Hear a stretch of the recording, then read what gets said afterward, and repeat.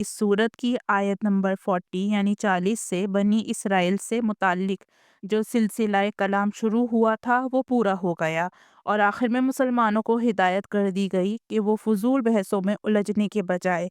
اپنے دین پر زیادہ سے زیادہ عمل کرنے کی طرف متوجہ ہوں۔ چنانچہ اب مختلف اسلامی عقائد اور احکام کا بیان شروع ہو رہا ہے۔ اس بیان کا آغاز صبر کی تاکید سے ہوا ہے، کیونکہ یہ دور وہ ہے جس میں مسلمانوں کو اپنے دین پر عمل اور اس کی تبلیغ میں دشمنوں کی طرف سے طرح طرح کی رکاوٹیں پیش آ رہی تھیں۔ اسی زمانے میں جنگوں کا سلسلہ بھی جاری تھا اور بہت سی سختیاں برداشت کرنی پڑ رہی تھیں۔ جنگوں میں اپنے عزیز رشتہ دار اور دوست شہید بھی ہو رہے تھے یا ہونے والے تھے، لہٰذا اب مسلمانوں کو تلقین کی جا رہی ہے کہ دین حق کے راستے میں یہ آزمائشیں تو پیش آنی ہے۔ ایک مومن کا کام یہ ہے کہ وہ اللہ تعالیٰ کی مشیت یعنی اللہ کی مرضی پر راضی رہ کر صبر کا مظاہرہ کرے۔ واضح رہے کہ صبر کا مطلب یہ نہیں ہے کہ انسان کسی تکلیف یا صدمے پر روئے نہیں۔ صدمے کی بات پر رنج کرنا انسان کی فطرت میں داخل ہے، اس لیے شریعت نے اس پر کوئی پابندی نہیں لگائی۔ جو رونا بے اختیار آ جائے وہ بھی بے صبری میں داخل نہیں، البتہ صبر کا مطلب یہ ہے کہ صدمے کے باوجود اللہ تعالیٰ سے کوئی شکوہ نہ ہو، بلکہ اللہ تعالیٰ کے فیصلے پر انسان عقلی طور پر راضی رہے۔ اس کی مثال ایسی ہے جیسے کوئی ڈاکٹر آپریشن کرے تو انسان کو تکلیف تو ہوتی ہے، اور بعض اوقات اس تکلیف کی وجہ سے انسان بے ساختہ چلا بھی اٹھتا ہے، لیکن اسے ڈاکٹر سے شکایت نہیں ہوتی، کیونکہ اسے یقین ہے کہ وہ جو کچھ کر رہا ہے اس کی ہمدردی میں اور اس کی مصلحت کی خاطر کر رہا ہے۔ اس فکر میں پہلے تو اس حقیقت کا اظہار ہے کہ چونکہ ہم سب اللہ کی ملکیت میں ہیں، اس لیے اسے ہمارے بارے میں ہر فیصلہ کرنے کا اختیار ہے، اور چونکہ ہم اس کے ہیں اور کوئی بھی اپنی چیز کا برا نہیں چاہتا،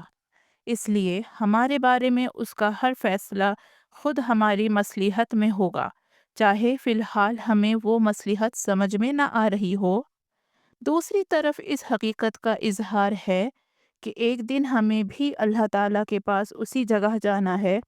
جہاں ہمارے کوئی عزیز یا دوست گیا ہے، لہٰذا یہ جدائی عارضی ہے، ہمیشہ کے لیے نہیں ہے، اور جب ہم اس کے پاس لوٹ کر جائیں گے تو ہمیں اس صدمے یا تکلیف پر انشاءاللہ ثواب بھی ملنا ہے۔ جب یہ اعتقاد دل میں ہو تو اسی کا نام صبر ہے، خواہ چاہے بھلے ہی اس کے ساتھ ساتھ بے اختیار آنسو بھی نکل رہے ہوں۔ صفا اور مروہ مکہ مکرمہ میں دو پہاڑیاں ہیں۔ جب حضرت ابراہیم علیہ السلام اپنی اہلیہ حضرت حاجرہ علیہ السلام کو اپنے دودھ پیتے صاحبزادے اسماعیل علیہ السلام کے ساتھ چھوڑ کر گئے تو حضرت حاجرہ علیہ السلام پانی کی تلاش میں ان پہاڑیوں کے درمیان دوڑی تھیں۔ حج اور عمرے میں اللہ تعالیٰ نے ان کے درمیان سعی کرنا واجب قرار دیا ہے۔ اگرچہ سعی واجب ہے مگر یہاں کوئی گناہ نہیں کہ الفاظ سے اس لیے استعمال فرمایا گیا ہے کہ زمانہ جاہلیت میں یہاں دو بت رکھ دیے گئے تھے، جو اگرچہ بعد میں ہٹا دیے گئے، مگر بعض صحابہ کو یہ شک ہوا کہ شاید ان پہاڑیوں کے درمیان دوڑنا جاہلیت کی نشانی ہونے کی وجہ سے گناہ ہو۔ آیت نے یہ شک دور کر دیا۔ اشارہ ان یہودیوں اور عیسائیوں کی طرف ہے جو پچھلی آسمانی کتابوں میں مذکور ان بشرطوں کو چھپاتے تھے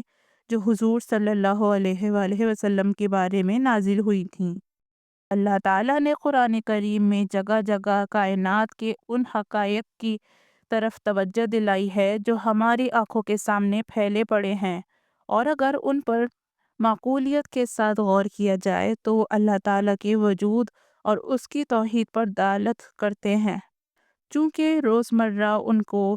دیکھتے دیکھتے ہماری نگاہیں ان کی عادی ہو گئی ہیں، اس لیے ان میں کوئی حیرت کی بات ہمیں محسوس نہیں ہوتی، ورنہ ان میں سے ایک ایک چیز ایسی محیر الحقوق نظام کا حصہ ہے جس کی تخلیق اللہ تعالیٰ کی قدرت کاملہ کے سوا کائنات کی کسی طاقت کے بس میں نہیں ہے۔ آسمان اور زمین کی تمام مخلوقات جس طرح کام کر رہی ہیں، چاند اور سورج جس طرح ایک لگے بندے نظام الاوقات کے تحت دن رات سفر میں ہیں، سمندر جس طرح نہ صرف پانی کا ذخیرہ کیے ہوئے ہے، بلکہ کشتیوں کے ذریعے خشکی کے مختلف حصوں کو جوڑے ہوئے اور ان کی ضرورت کے سامان ایک جگہ سے دوسری جگہ منتقل کر رہا ہے۔ بادل اور ہوائیں جس انداز میں انسانوں کی زندگی کا سامان مہیا کر رہی ہیں، ان سب چیزوں کے بارے میں بدترین حملات کے بغیر یہ سمجھنا ممکن نہیں ہے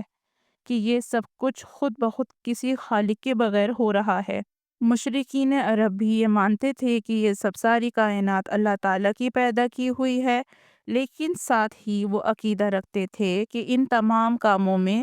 کئی دیوتا اس کے مددگار ہیں۔ قرآن کریم فرماتا ہے کہ جس ذات کی قدرت اتنی عظیم ہے کہ یہ سارا نظام کائنات اس نے بلا شرکت غیر پیدا کر دیا ہے، آخر اسے چھوٹے چھوٹے کاموں کے لیے کسی شریک یا مددگار کی کیا ضرورت ہے؟ لہٰذا جو شخص بھی اپنے عقل کو کام میں لائے گا، اسے کائنات کی ہر چیز میں اللہ تعالیٰ کی توحید کی دلیل نظر آئے گی۔